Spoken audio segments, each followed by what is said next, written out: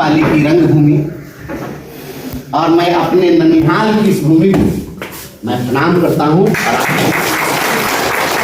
ऐसा व्यक्ति, ऐसी परिस्थिति से उपजा हुआ व्यक्ति कि मुझे आप सभी ने आशीर्वाद देकर, इतना जन समर्थन देकर बिहार का कीर्तिमान स्थापित करते हुए आपने मुझे विधान पार्षद बनाया।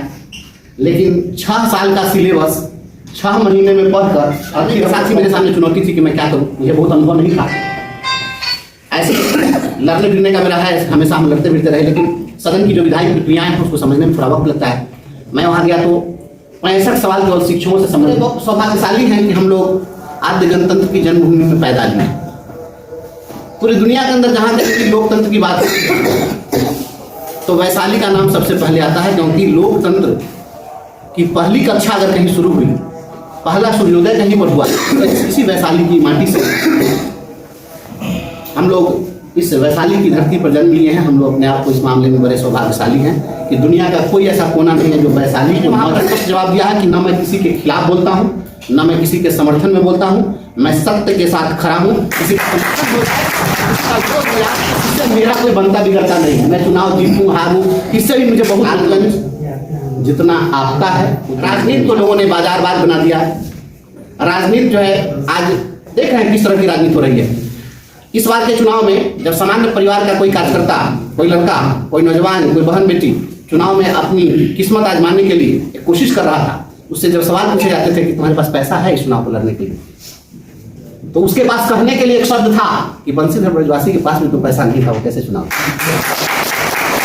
एग्जाम्पल, एक उदाहरण प्रस्तुत किया गया। व्यापारियों के भीड़ के बीच संघर्ष का दीपक भी जलते रहना चाहिए। बिहार में जब इंफ्रास्ट्रक्चर के क्षेत्र में काम होता हुआ देखता हूँ तो मेरी भी इच्छा होती है कि सुशासन की सरकार का जयकारा लगा दूं, लेकिन अगर बनती हुई इमारत की दीवारों में दरार है तो फिर कैसे कहूँगे सुशासन की सरकार। एक्सीडेंटल नेता से कहा, इसका क्या मतलब हुआ? मैं तो शिक्षक था और शिक्षक होने के नाते, एक शिक्षक संगठनकर्ता होने के नाते शिक्षकों के लिए, अन्य संविदा कर्मियों के लिए, शोषण के शिकार सभी संवर्ग के लिए मैं मुखर होकर आवाज़ उठाता रहा। मेरी कभी यह चाहत नहीं थी कि मैं लेजिस्लेचर बनूं, मैं इस फेरे में कभी नहीं था। लेकिन परिस्थितियां ऐसी बनी कि सरकार ने, सत्ता ने अपनी ताकत दिखाते हुए मेरी सेवा समाप्त कर दी, क्योंकि शोषण के विरुद्ध जो मेरी आवाज़ थी, वो आवाज़ इस सरकार को चुभती थी। तो सरकार ने मुझे बर्खास्त कर दिया, FIR मेरे खिलाफ दर्ज कराया। और जब FIR दर्ज किया तो इसको हमारे गुरुजनों ने चुनौती के रूप में स्वीकार किया। कहा कि तुम्हें यह ताकत है तो तुम हमारे नेता को डिसमिस कर सकते हो, हमें यह ताकत है तो हम आंख में आंख डालकर बात करने के लिए सदन के अंदर पहुंचा सकते हैं। तो सिद्ध किया शिक्षकों ने। तो स्वाभाविक रूप से अगर मुझे सरकार सेवा से बर्खास्त नहीं करती तो मैं विधान पार्षद नहीं होता। संयोग से उस समय में जो यहाँ के तत्कालीन जो विधान पार्षद थे वो सांसद के रूप में निर्वाचित हो चुके थे। अगर वो सांसद के रूप में निर्वाचित नहीं होते तो उनका कार्यकाल 2026 तक के लिए होता, तो स्वाभाविक है वैकेंसी ही नहीं होती, तो फिर इस पर हम चुने कैसे जाते। तो यह कहीं ना कहीं ऐसी परिस्थितियां बनी कि उन परिस्थितियों के कारण हमारे जैसा एक संघर्षशील व्यक्ति विधान पार्षद बन गया। आप सभी लोगों के सहयोग से, समाज के सहयोग से, सभी लोगों के आशीर्वाद से संघर्ष को लोगों ने पसंद किया, लोगों ने स्वीकार किया और राजनीतिक व्यापारियों के भीड़ के बीच संघर्ष का दीपक जलाने का एक अनूठा, अनुपम, अविस्मरणीय जो उदाहरण प्रस्तुत किया। इसके लिए हम तमाम अपने चाहने वालों को, अपने समर्थकों को, अपने मतदाता मालिकों को, तमाम गुरुजनों को, पत्रकारों को, अधिवक्ताओं को, संविदा कर्मियों को, कार्यालय कर्मियों को, राज्य कर्मियों को, जितने जनप्रतिनिधिगण हैं उनको, सभी लोगों को मैं इसके लिए आभार व्यक्त करता हूँ। मैं उनका ऋणी हूँ। लेकिन एक चुनौती फिर सामने भी आ गई है कि चूँकि फिर चुनाव होना है। अब 6 साल का कार्यकाल था, अगर होता 6 साल का कार्यकाल एक विधान पार्षद का होता है तो निश्चित रूप से हम बेहतर परफॉर्मेंस दे पाते।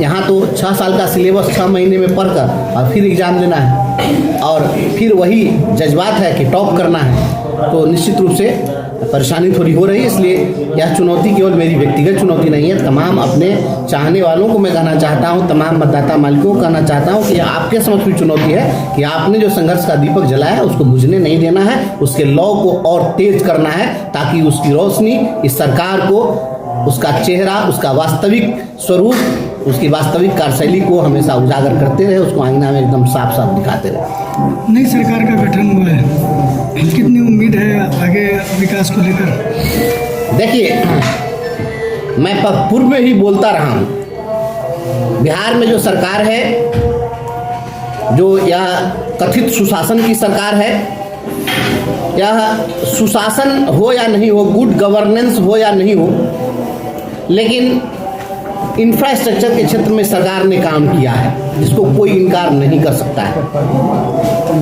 लेकिन इंफ्रास्ट्रक्चर के क्षेत्र में काम जितने भी हो रहे हैं, उसके साथ साथ समानांतर रूप से विकास के साथ साथ समानांतर भ्रष्टाचार का भी विकास हो रहा है। तो भ्रष्टाचार को इस शासन में शिष्टाचार बना दिया गया है, यही आचार और व्यवहार बना दिया गया है। हम इसके खिलाफ हैं।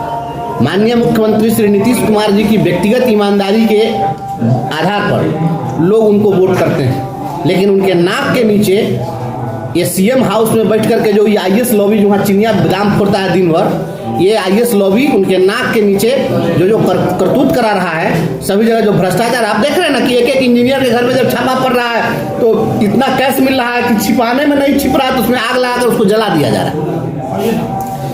तो ये तो अंडरस्टूड है कि क्या हो रहा है। सभी जगह भ्रष्टाचार है, सर्वत्र भ्रष्टाचार है, और इस भ्रष्टाचार पर नकेल कसना पड़ेगा, लगाम लगाना पड़ेगा। आज स्थिति हो गई है कि जनप्रतिनिधि विधायक की बात को वीडियो नहीं सुनता है, एक्सीओ नहीं सुनता है, थानेदार नहीं सुनता है, और सरकार की कार्यशैली का पता सरकार कैसी है या थानेदार से पता चलता है। थानेदार का व्यवहार अगर ठीक है, इसका मतलब सरकार ठीक है। लेकिन यहाँ क्या है, आप अपनी कोई भी समस्या लेकर थाने में जाइए, थाना 2 अक्षर से बना है, था ना, लेकर के जाइएगा, पैसा दीजिएगा तो था, उससे ज़्यादा फिर कोई दे देगा कहेगा ना, और फिर उससे ज़्यादा कोई देगा तो कहेगा था। तो ये था और ना के बीच पिसती हुई जनता है, ये इस पर अंकुश लगना चाहिए। ये अफसरशाही बेलगाम अफसरशाही है, हम उसके खिलाफ हैं। क्या लालगंज के लिए कुछ आपके मध्य से तोहफा है?